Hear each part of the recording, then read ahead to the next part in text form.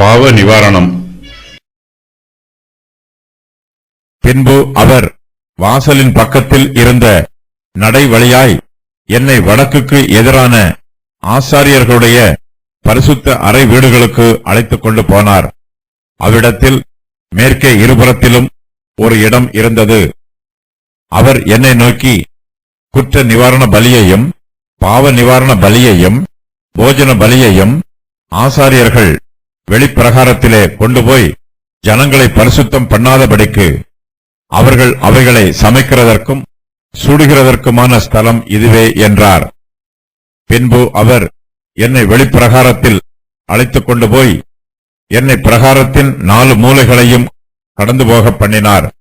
பிரகாரத்து ஒவ்வொரு மூலையிலும் ஒவ்வொரு முற்றம் இருந்தது. பிரகாரத்தின் 4 மூலைகளிலும் புகை துவாரங்களுள்ள இந்த முற்றங்கள் 40 முழ நீளமும் 30 முழ அகலமுமானவைகள். இந்த 4 மூலை முற்றங்களுக்கும் ஒரே அளவு இருந்தது. இந்த 4க்கும் சுற்றிலும் உள்ளே ஒரு சுற்றுக்கட்டு உண்டாயிருந்தது. இந்த சுற்றுக்கட்டுகளின் சுற்றிலும் அடுப்புகள் போடப்பட்டிருந்தது. அவர் என்னை நோக்கி, இவைகள் ஜனங்கள் இடும் பலிகளை ஆலயத்தின் பணிவிடைக்காரர் சமைக்கிற வீடுகள் என்றார்.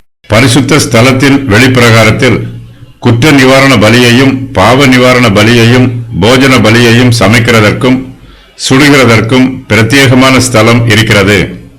ஆசாரியர்கள் இந்த பலிகளை வெளிப்பிரகாரத்திலே கொண்டு போய் ஜனங்களை பரிசுத்தம் பண்ணாதபடிக்கு அவைகளை சமைப்பார்கள், அவைகளை சுடுவார்கள்.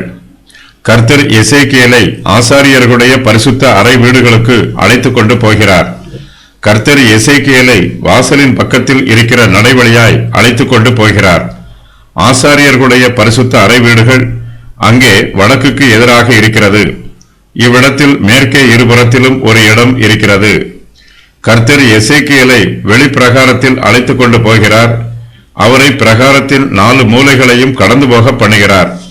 பிரகாரத்து ஒவ்வொரு மூலையிலும் ஒவ்வொரு முற்றம் இருக்கிறது. பிரகாரத்தின் 4 மூலைகளிலும் புகை துவாரங்கள் உள்ள இந்த முற்றங்கள் 40 முழ நீளமும் 30 முழ அகலமும் ஆனவைகள். இந்த 4 மூலை முற்றங்களுக்கும் ஒரே அளவு இருக்கிறது. இந்த 4க்கும் சுற்றிலும் உள்ளே ஒரு சுற்றுக்கட்டு உண்டாயிருக்கிறது. இந்த சுற்றுக்கட்டுகளின் சுற்றிலும் அடுப்புகள் போடப்பட்டிருக்கிறது. இவைகள் சமைக்கிற வீடுகள். ஜனங்கள் இடும் பலிகளை ஆலயத்தின் பணிவிடைக்காரர் இங்கு சுடுவார்கள். இந்த ஸ்தலத்தில் ஆசாரியர்கள் ஜனங்கள் இடும் பலிகளை சமைப்பார்கள், சுடுவார்கள்.